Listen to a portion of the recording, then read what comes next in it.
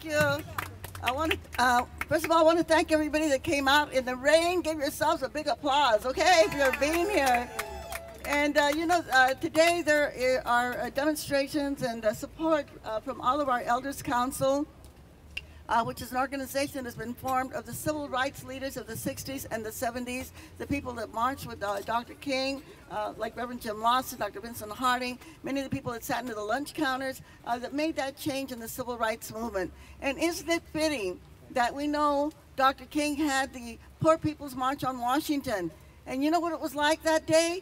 It was like today. There was a lot of rain and there was a lot of mud, okay? That was what the Poor People's March was like. And it was really interesting because Dr. King, on that Poor People's March, he was talking about economic rights, you know? He had been spending all of his energy, all of his time on civil rights against the Vietnam War, but the Poor People's March was about economic rights. And that's what Occupy Wall Street is all about. And we just want you to know, and of course we have a lot of our elders that are going to be here, that we are totally, totally in support of what you're doing.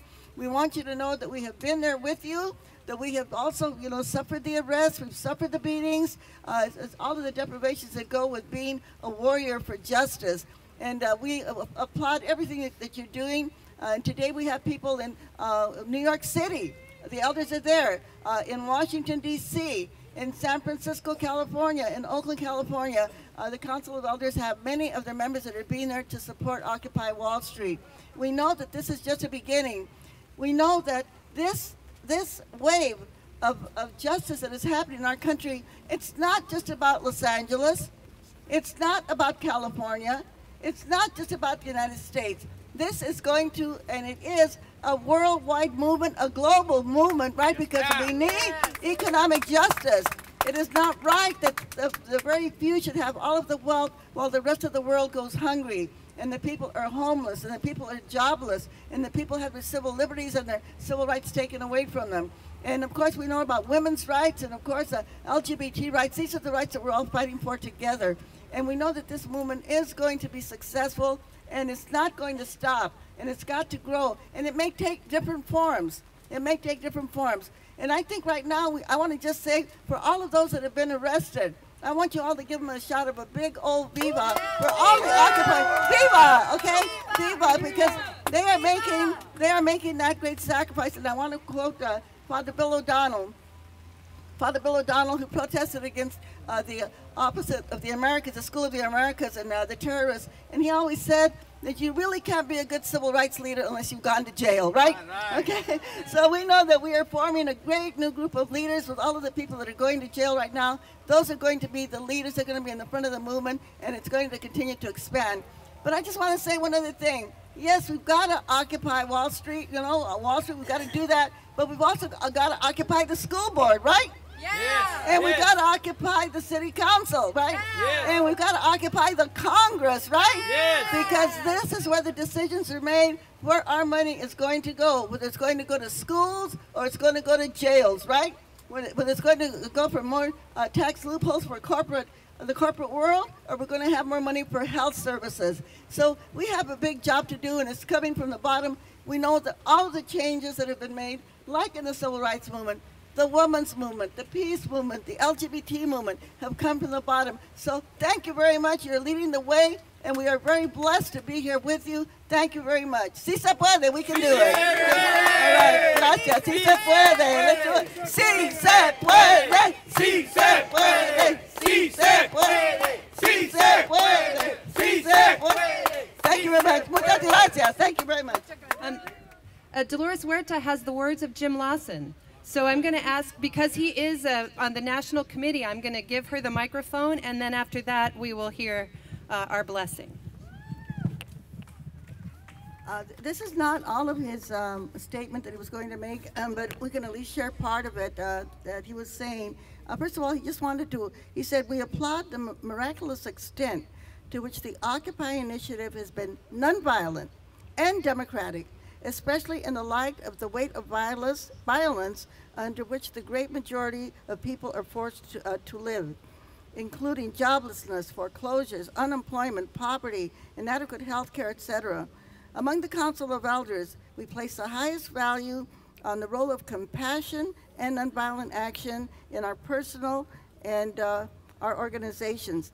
From that hard-won grounding in the humanizing improvements of the 20th century, we seek to support and join with Occupy Wall Street, Occupy Los Angeles in contributing to the dreams and the visions of many in this nation for a beloved community. In the words of Dr. King, a beloved community is multi-generational, multiracial, compassionate, democratic society with equality, liberty, and justice for all, always searching for partners in the creation of a more peaceful, sustainable world, a world with living, loving, and growing space for all of our children. The words of Dr. Jim Lawson. Reverend Jim Lawson. Applaud. Give us some ideas about organizing and how to go about it, because you're very good at that, and this is not an organized anything. So about organization and the methods of organizing. All right, okay. Sure. Anytime you're ready. Sure. In my foundation, the Dolores Huerta Foundation, we do organizing the old-fashioned way, basically because a lot of the people that we organize are very poor. They don't have computers. They're not computer literate. And so we actually organize in people's homes, having meetings with the families and getting them together family by family until we can get 200 of them together, and then we form an organization.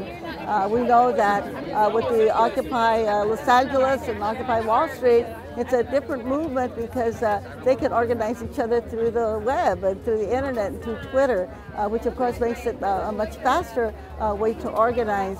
But we do believe that this new method is very, very successful, and it's a good way of uniting the occupiers all over the world, because we've got occupiers in Spain, we've got occupiers in France, occupiers in all over Europe, and so I think that we need both methods. We need the old-fashioned way so that we can get some very deep roots into the communities, because what this movement cannot be a short movement. It's got to be a long movement. This is a big change that people are what they're working for, and it's not going to happen overnight. And so we need to have both methods of organizing so that we can sustain this movement and know that people will know that it may not happen tomorrow.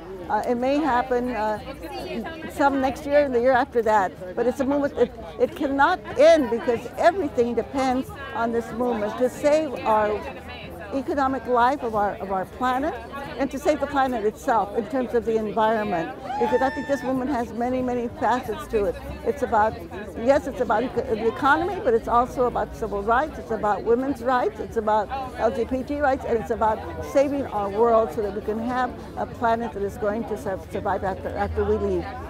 The environmental issues weren't like the major issues in 60s and 70s that you were organizing, and these have changes. What is your take on that? Well, actually, that's not exactly true. In the farm workers movement, we were the first ones, I should say, in terms of the workers of the labor unions, to come out against pesticides, against the DDTs and all of these poisons that were killing farm worker children and causing all of these cancers.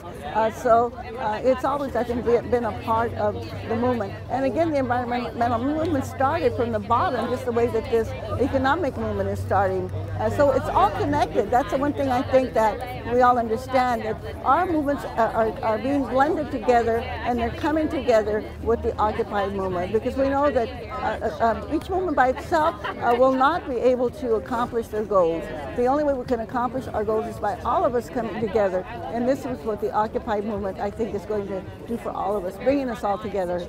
Is that your hopes and aspirations, that we all come together? What do you think this movement can accomplish?